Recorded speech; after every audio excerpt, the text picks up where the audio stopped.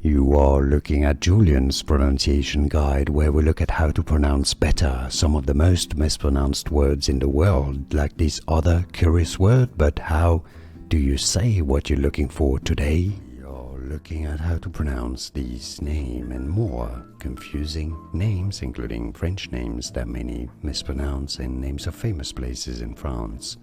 For reference, in French it is said as Orly. Orly, the name of the city near Paris, the name of an airport as well.